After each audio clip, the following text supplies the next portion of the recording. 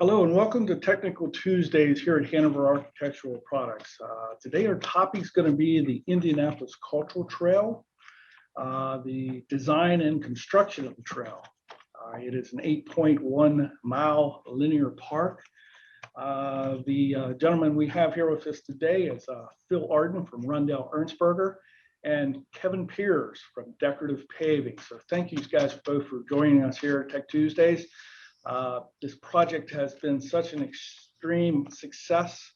We just wanted to bring it up, reiterate how well it went. So, Phil, if I could ask though, as basically again, 8.1 miles of linear park. How do you construct something like that?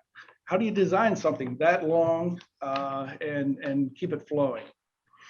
Yeah, it was quite a feat. I think to really, in essence, we had to break it down into several different phases. It was actually constructed in 8 different phases, designed and constructed then in 8 different phases. And so it was a coordinated effort between those phases, the contractors and the design.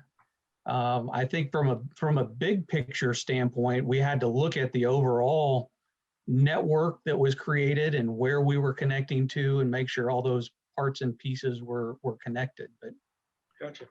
So who is behind all this? I know you did a lot of the design, but who is behind this to get such a huge task underway? Sure. Yeah, it was the brainchild, if you will, of Brian Payne, who is the Central Indiana Community Foundation president. And it was his vision. He had a vision. He saw all these multiple greenways and trails coming into Indianapolis, but they basically dead-ended around the perimeter of the city. And he had this vision of connecting with some kind of a downtown urban hub trail. And that was the spark that created the idea for the Indianapolis Cultural Trail. Do you mind sharing a couple photos with us of the trail? I Sure. think you had a couple of them. They were pretty impressive. Yeah, let me pull those up. And it was a partnership. So Brian was the visionary behind it, but he then as it gained momentum and some funding through his efforts, he partnered with the city. So it was a private public partnership because the project is in the city's right of way. And so he worked closely with the city. We worked closely with the city during construction. And so if you can see this image on my screen, the orangish yellow line represents the cultural trail. And you can see some of those legs, like the Monon Trail comes in here, the White River Trail, the Pleasant Run Trail comes in down at Virginia Avenue. And so it was the idea of connecting all of those pieces. Beautiful. So this bike trail was constructed of a mixture of concrete bricks or concrete pavers, forgive me, and also asphalt pavers that mainly the bikes are riding on due to the smooth transition, as I understand, from paver to paver. These guys enjoyed using the asphalt pavers just because they're a little bit softer to the feel of the feet and the roll of the wheels, shall we say. But miles and miles of that. So Kev, I'd like to ask you, if I can, Kevin, Sure. How do you bring together 8 stages of cultural trail fluently, easily, like you did? Well, the main thing that helped us were twofold. One, the design of the project, the details given to us to build, the layout, traffic control, the thought given on how it was all put together was extremely coordinated and made it much easier for us. We really didn't have to think much. We just had to read the plans and do what Phil had wanted us to do. That's the first thing. I think the coordination up front, the thought on how it was going to be built, it wasn't just a set of plans and say, build it. We could see that there was many parts and pieces, and it was very well thought out. The second thing was, Chris, You're very like I kind. told you over the years, the materials that were given to us were very nice. I think the selection was excellent. The quality was superb. So moving from piece to piece was seamless for us. We didn't have to worry about things fitting together. They did. And those two things, design and product, make us money. And very, very nice project. Well, it did turn out well. Phil, maybe you even have a couple more shots you could share with us there. I've never heard the term linear park until the cultural trail came about, and it truly is. It's just a linear park, a long walk through some beautiful scenery. Here's a shot, I believe, Phil, if you don't mind, go ahead, run with this, please. Sure. Yeah. And to back up, Kevin is very kind on his description of the plans. It was definitely, we work closely with Hanover and Decorative, even before as design was underway, just understanding some of the details. So it was, I appreciate you all and the advice and guidance that you gave during that time. But this is a graphic that we put together. You saw existing conditions, and as we started to look at how the streets would be redeveloped, this was envisioned not, we didn't want it to just be a standard wide sidewalk. It needed to be bold. It needed to be readily identifiable to anybody who was on the cultural trail. And a lot of the streets in downtown Indianapolis are really wide. And so we were, in most cases, we were able to actually take narrow lanes from 12 feet wide down to 11, 10 with some offsets, and then reallocate that space to the sidewalks for the pedestrians and the bikes. This was a rendering based on that we put together early on. And this was about the time we did a workshop with the city. I remember that. Yeah, Decorative brought in some pavers that Hanover allowed us to use. That was, Chris, to your point, that was when I think people started to understand the difference between the asphalt pavers and a standard concrete paver or clay paver, and how really, ironically, how soft they feel underfoot and how tight the joints are and how smooth it would be on a bicycle versus kind of the envisioned idea of kind of a jarring ride. So I think that's when it really started to come together. Absolutely. And then this is an image of roughly that same area post-construction. Reality, beautiful reality, absolutely. You know, Phil, you've created a park atmosphere, a single park atmosphere running through the entire area of downtown.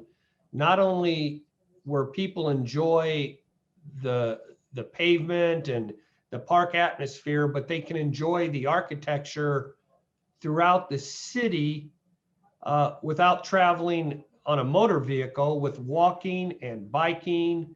It's truly a park.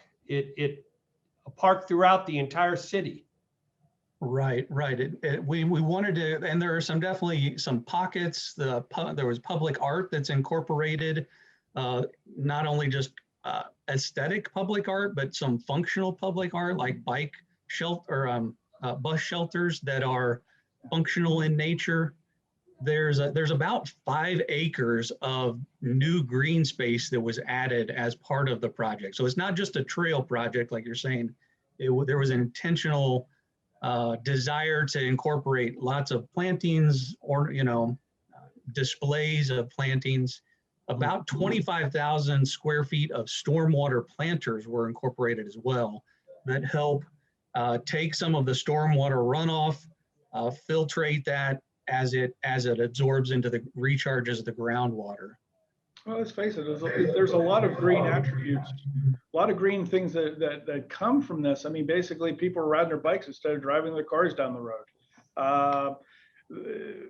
Basically, riding their bikes to work, parking their bike, shopping, all the small businesses also that have been created that are due to the cultural trail becoming reality. So there's a lot of pluses for any city that may be interested in doing just such the same thing.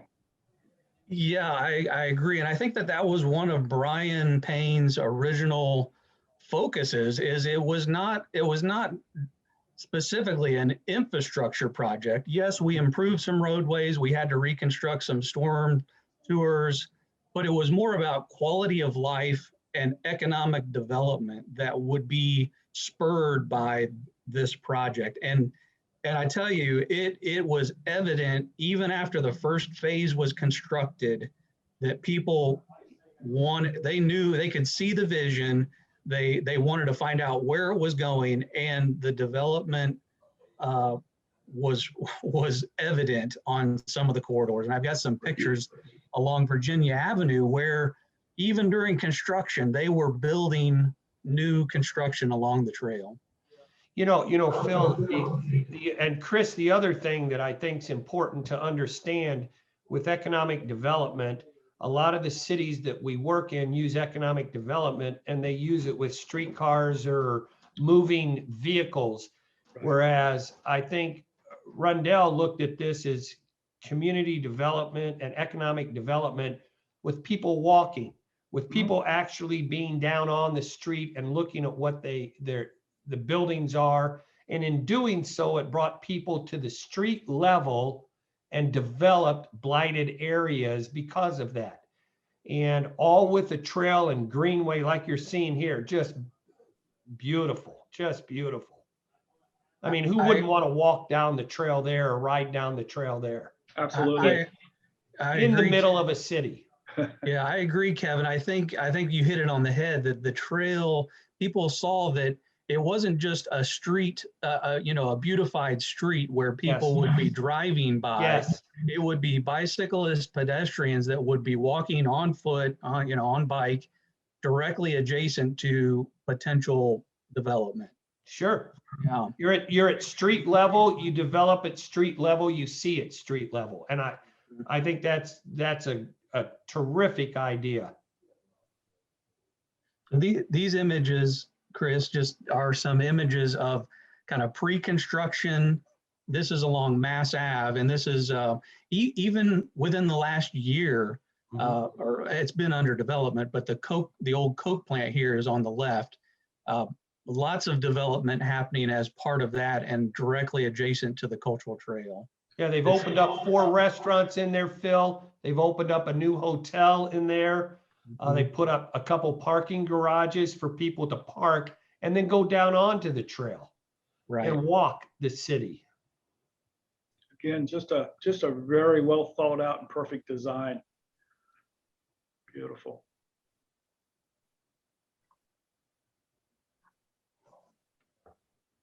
So again, these are just kind of some before and after images. This is where I was talking about on Virginia Avenue. This is a beautiful image to illustrate the pre-construction condition and the post-construction condition and the economic development that it brought.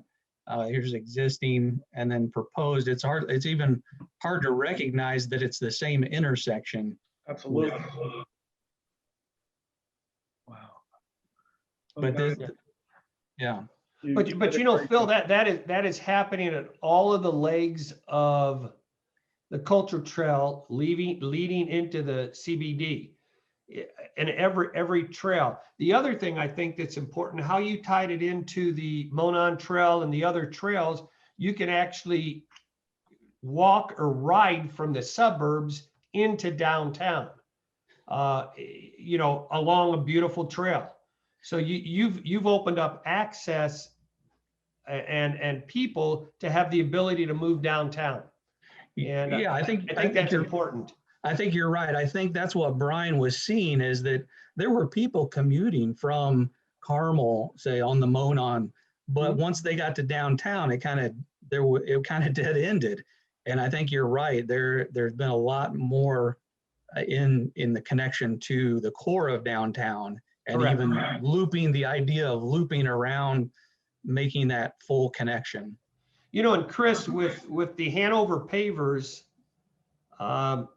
you're giving it its own identity, that when you're on the cultural trail, you know you're on the cultural trail and you know where it leads. And I think that both Hanover and Rundell used that to identify. It's a major identification for the cultural trail.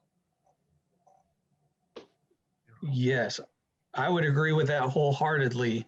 And that was one of the goals of the project, is to use high quality, readily recognizable materials throughout the project. And I think another thing, just from a longevity standpoint, the idea of using pavers is superior because of the long-term maintenance. For example, especially in a downtown urban condition where you have lots of utility work, you know, the trail has been cut up in multiple places.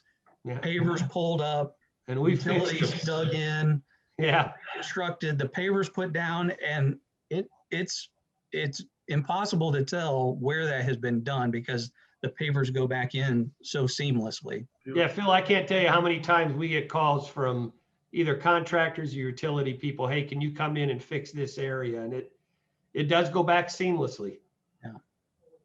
Yeah, I wish some of the contractors though would leave their red and yellow paint at home. Too much paint on those pavers some days. This is true. They got to do what they got to do. Well, guys, I know you're both very busy. I really appreciate you joining me here today. I know you're going to a pre-construction meeting on another phase of the Cultural Trail. So that's got us very excited here again in Hanover. But most importantly, we'd like to thank you for including us on the original project. We're very proud to be part of it. Chris, thanks for the invitation. I love talking about the Cultural Trail. Rundell, they are terrific to work with and work for. We'll meet you out there next time. We'll have a pizza on the trail next time, okay? Sounds great. Okay, All yeah, right. thank you, Chris. Thank you, Kevin. We couldn't have done it without you and the quality work that both of you have done. So Thank good you. on that. Appreciate y'all. Take care. Take care. Okay, thank you.